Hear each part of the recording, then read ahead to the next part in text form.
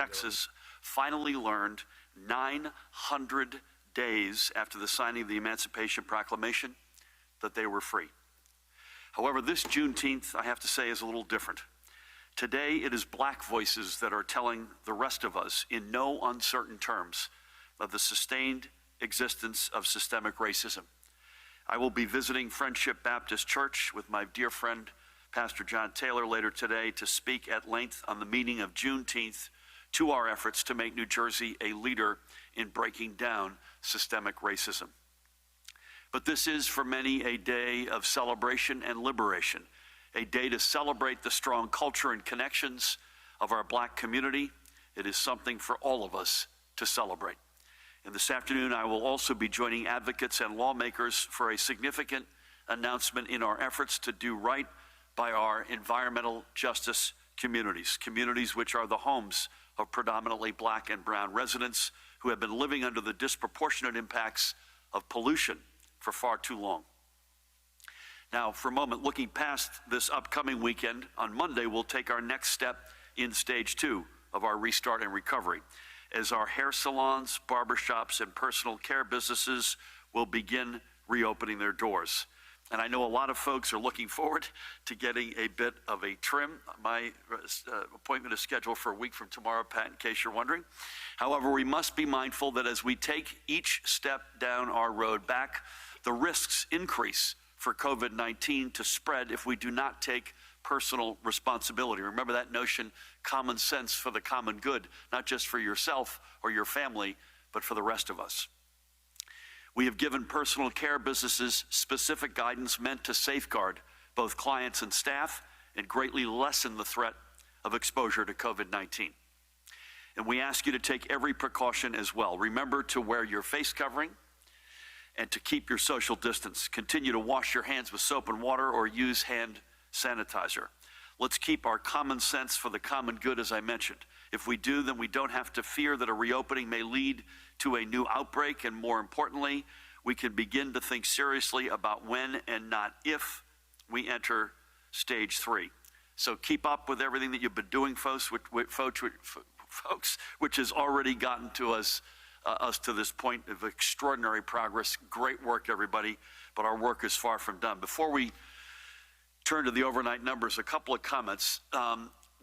Went out and dined outside last night, Judy. Wait staff and restaurant was a 10 out of 10.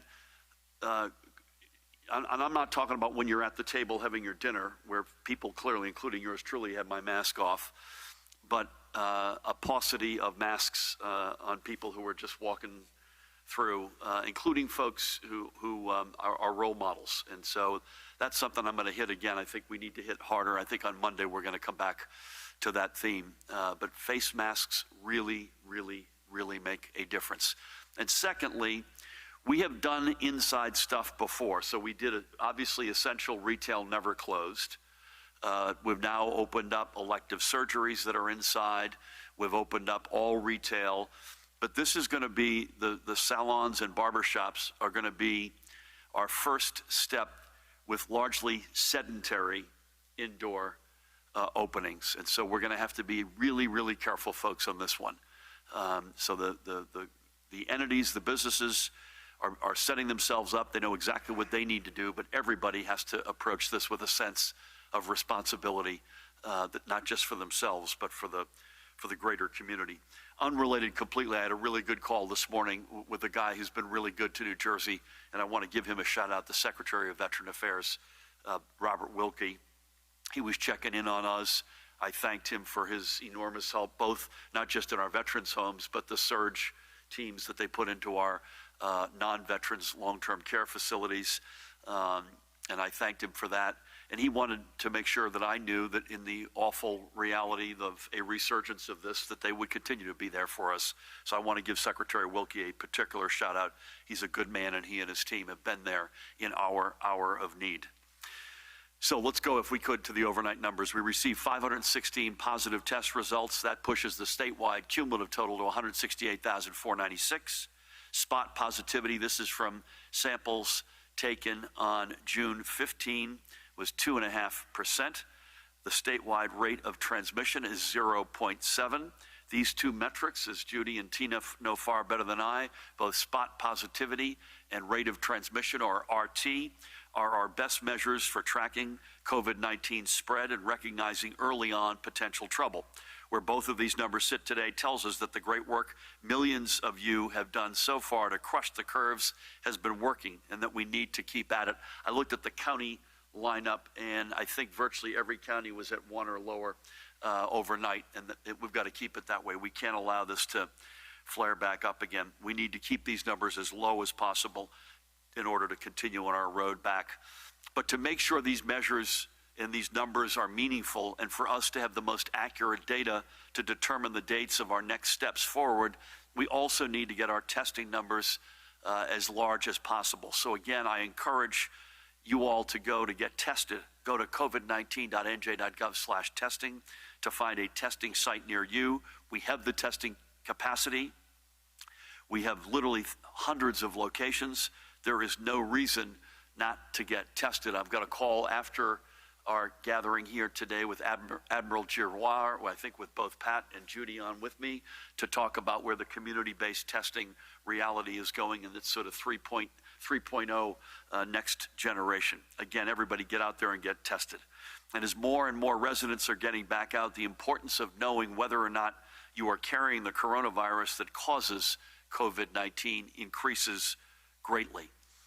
Next, our long-term care facilities, 116 new positive cases for a total of 35,600, and lab-confirmed fatalities, blessed souls lost, of another 22, so 6,152 lives lost in long-term care facilities. We continue to work with our industry partners to mitigate the spread of COVID-19 among some of our most vulnerable residents and to save every life we can.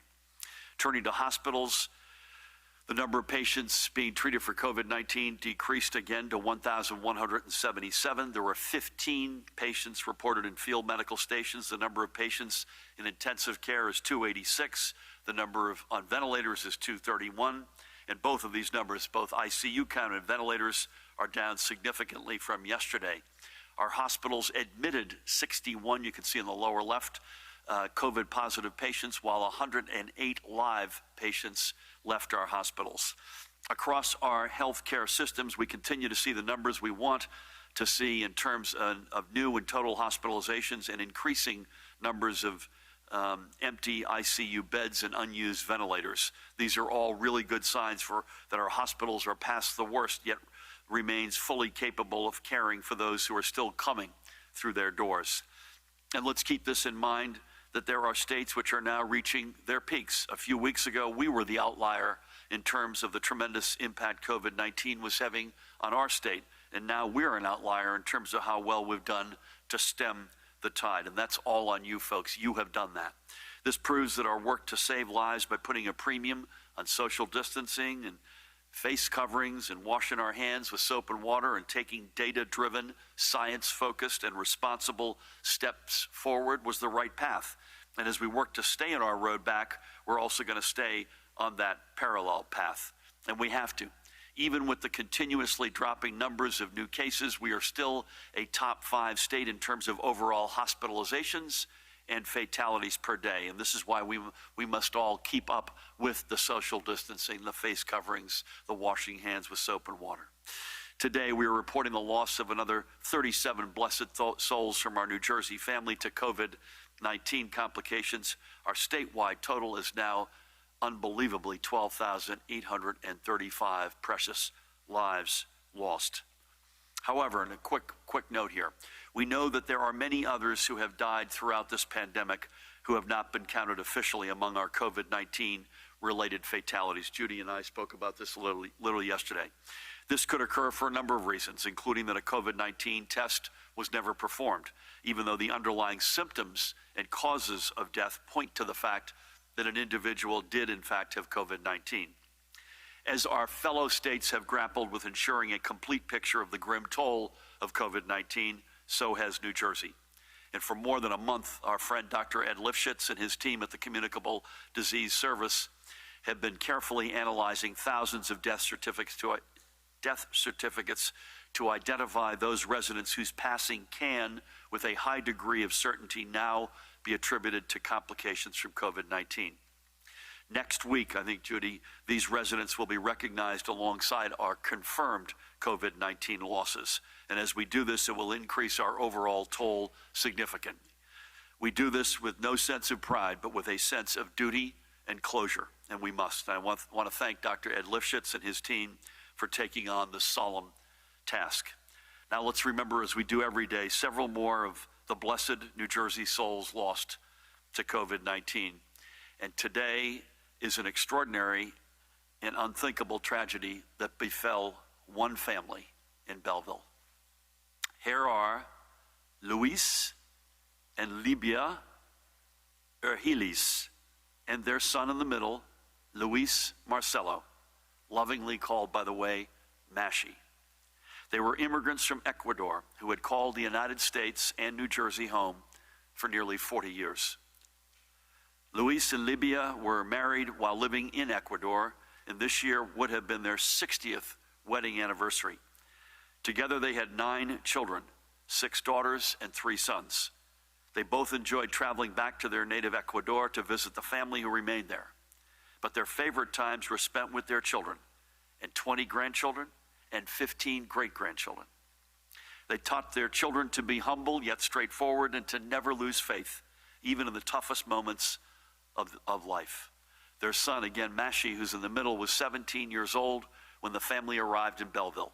A hard-working and determined man, he was the well-respected owner of Equimex Paving in Belleville for the past 14 years. But behind the hard-working exterior was a humble and loving family man, a man of faith, and a man always willing to lend a hand to family and friend. He was devoted to his wife, Piedad, and their 3 children, Cecilia, Daisy, and Marcelo, and his grandson, Jaden. Luis, the dad on the right, passed away on March 30th at the age of 82. Mashi, Luis Marcelo, in the middle, lost his battle with COVID-19 just 4 days later on April 3rd. He was only 54 years old. And just 6 days after that, on April 9th, we lost Libia at the age of 78. All of them gone within 10 days of each other.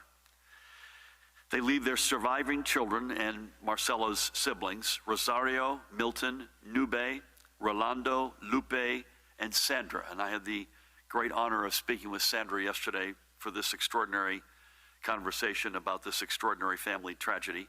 So in addition to, again, the children and siblings, they leave behind also those members of the next generation of the extended Urhiles family. To them, we offer our deepest, deepest condolences. One family should never endure such a loss in such a short period of time, and may God bless Luis, Libia, and Marcelo. For them, our flags remain at half-staff, and our thoughts and prayers are with every family who has suffered the loss of a loved one because of COVID-19. And even as we enjoy the restart of our economy, we must never forget what is now nearly 13,000 brothers and sisters in our New Jersey family who will not join us for that restart. Let us never forget that, and never forget them. Now, I want to end on a little bit of a grace note. Before we close, there are a couple of stories that give us hope and restore our spirit for the days ahead. First up comes from Pequannock in Morris County. This is 21-year-old Colby Douglas. I don't think, Pat, you or I are going to win an arm wrestle with Colby anytime soon. He's an extraordinary young man and a special Olympian, and his inner strength was pushed to its limits. Colby fought a nearly 11-week battle with COVID-19 at Morristown Medical Center and was on a ventilator duty for over 2 months. His fight brought well wishes literally from across the nation and literally around the world. Cards came to him from as far away as New Zealand. And on Wednesday of this week, 2 days ago, day 75 since being hospitalized, Colby left Morristown Medical Center and was transferred to Children's Specialized Hospital in New Brunswick to begin his rehab. And he is no longer on a ventilator. To his mom and dad, Gail, and I had the great honor of speaking with Gail yesterday, and George, her husband and Colby's dad, and to Colby's 4 siblings, by the way, he's the youngest of 5. Know that we are all rooting for Colby's full recovery, and when he's well, I've already said this to his folks, I want to personally stop by to offer my best wishes. Again, I'm not going to get into any arm wrestling with Colby, but I would love to give that guy a hug. And finally, let's meet a guy that Pat Callahan first raised with me months ago, Manchester Police Sergeant Antonio Ellis. After 35 days at Cooper University Hospital in Camden and a rehab stay in Philadelphia, he returned home to his family again on Wednesday. He was on a ventilator for 30 days, and to be frank, there were days where it wasn't clear if Sergeant Ellis would be returning home, but he did. He's back with his wife Carla and his boys Antonio and Dante. Manchester Police Chief Lisa Parker calls him, quote, our miracle. I had the great honor of speaking not only to the sergeant, but his wife Carla and Antonio and Dante yesterday, and to send them our best wishes for his continued and complete recovery. Both Colby and Antonio stand as inspirations.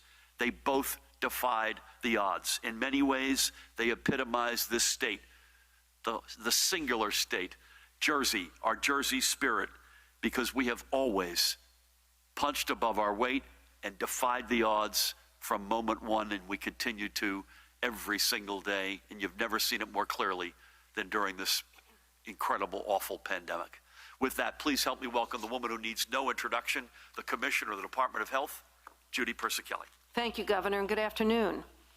We all know being apart from our loved ones has been one of the most difficult challenges for all of us throughout this pandemic.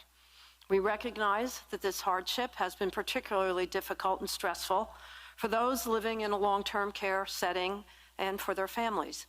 We understand the emotional distress that comes along with this isolation, and we are concerned about the mental health and well-being and quality of life of the 70,000 residents in our long-term care facilities. To allow families to reconnect in person, beginning this Sunday, Father's Day, June 21st, New Jersey nursing homes, assisted living residences, dementia care homes, pediatric transitional care homes, and comprehensive personal care homes can welcome reunions with loved ones in a designated outdoor space. A staff member wearing a surgical mask must remain with the resident during the visit. A resident who is suspected or confirmed to be infected with COVID-19 or quarantined for a COVID exposure cannot have visitors. A resident who has tested positive is allowed visitation after they have met the criteria for discontinuation of their isolation. Facilities may start scheduling appointments today, but visitation cannot begin until Sunday. But long-term care centers must follow safety and infection prevention and control measures in order to allow visitation. The department will issue a full directive today outlining the measures that must be in place to reduce the risk to this vulnerable population while allowing visits outdoors. There will only be 2 visitors permitted at a time, and the visitors must remain at least 6 feet away from the resident. Both visitor and residents must wear face coverings. A designated area should be established for visitors to be screened that maintains social distancing and infection control standards. If the individual has any COVID-19 symptoms, they will not be permitted, obviously, to visit with the resident. Visitors are not allowed beyond the reception area of the facilities, and restrooms will not be available to them. When staff are transporting the residents outdoors, they cannot be moved through any space where either positive or suspected COVID patients are cohorted. A safe distance of 6 feet must be maintained between residents and staff at all times. Long-term care facilities should communicate the visitor policy to residents, families, staff, and others. They should receive informed consent from the resident and the visitor in writing that they are aware of the possible risks of COVID-19 exposure and that they will comply with the facility's policies during the visit. As part of the consent form, the visitor must agree to notify the facility if they test positive for the virus or have symptoms within 14 days of visiting. At least 24 hours before they begin outdoor visitation, facilities must submit an attestation to the Department of Health that they have implemented the requirements of the department's directive and that the facility has a location designated for outdoor visitation, that they have sufficient staff and protective equipment, and a method to schedule appointments. We know families are eager to see their residents, so I encourage facilities to move quickly to submit their attestations. We know that it has been a long, hard 3 months for residents and families, but we know we must be thoughtful and careful. Virtual communication can never replace a gathering face-to-face. If you or your loved one, if you or the loved one you visited need emotional support as a result of difficulties related to the pandemic, such as an extended absence from one another, there are resources available to help. You can call New Jersey's toll-free hotline and speak to counselors 7 days a week at 1-866-202-HELP. That's 1-866-202-4357. We hope these outdoor visitations bring joy and comfort to residents as well as their loved ones, while also protecting them. Moving on to the daily report, as the governor shared, we're reporting 1,177 hospitalizations with 286 individuals in critical care, and 81% of those patients are on ventilators. Fortunately and thankfully, there are no new cases of multisystem inflammatory syndrome in children, so the total remains at 43. The governor reviewed new cases and deaths reported today. In terms of deaths, the breakdown by race and ethnicity is as follows: white 54%, black 18.4%, Hispanic 20.3%, Asian 5.6%, and other 1.7%. The state's veteran homes, the numbers remain the same, as do the numbers in our state psychiatric hospitals. In New Jersey, the overall daily positivity as of June 15th is 2.47%. In the north, it's 1.8%. The central part of New Jersey, 2.07%. And the south is 4.69%. So that concludes my report. Remember, for those experiencing mental health challenges as a result of the pandemic, you can call 1-866-202-HELP for support. Stay connected, stay safe, stay healthy, and get tested. And happy Father's Day to all the dads out there. Thank you.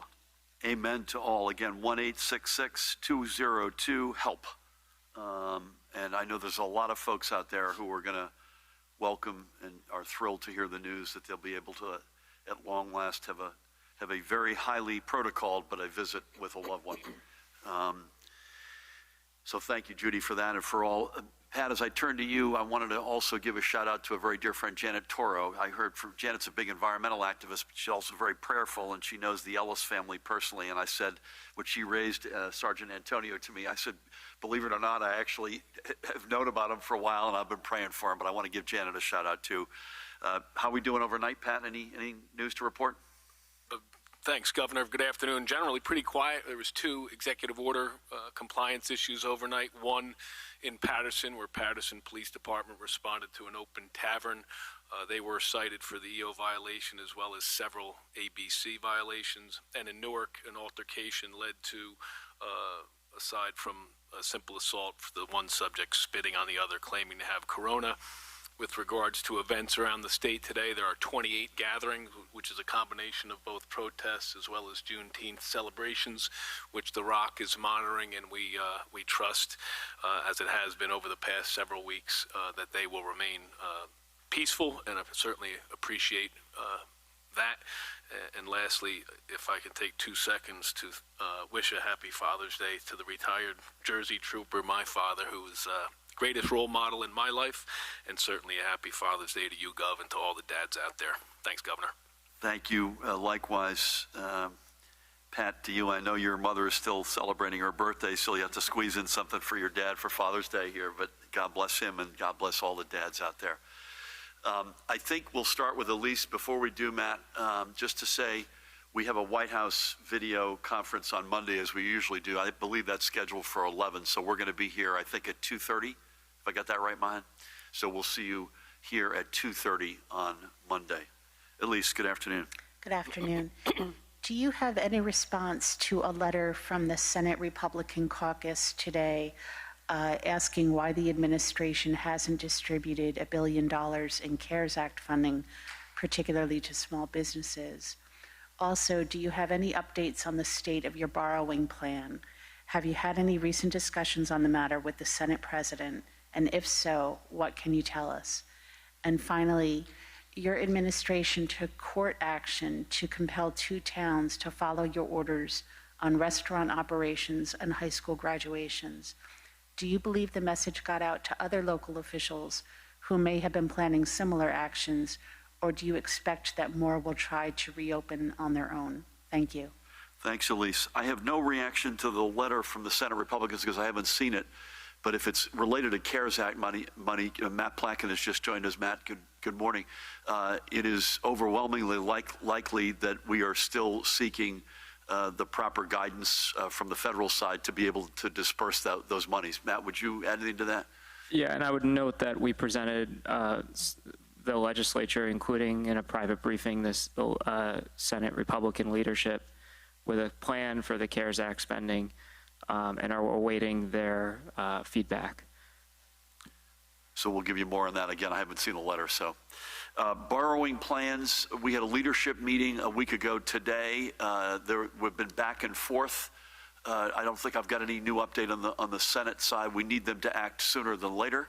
As you know, the Assembly has already passed the law that would allow us, once it's signed by me, to borrow. I hope the Senate gets there soon.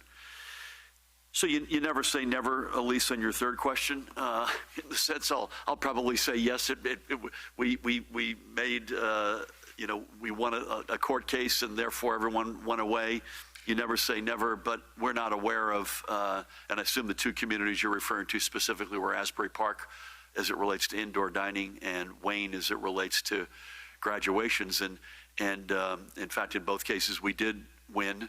And I think the message, put the legality aside for a minute, the message for me would be simply, we want to get to indoor dining, and we will get there, but we've got to do it responsibly. And it's quite clear. I mean, Judy and Tina have forgotten more about this than I'll ever know, but it's overwhelmingly clear that the virus inside is much more lethal than the virus outside, particularly when you've got a sedentary, lack of ventilation, close proximity realities. And we've all seen that video, I believe, in China in that restaurant. And so we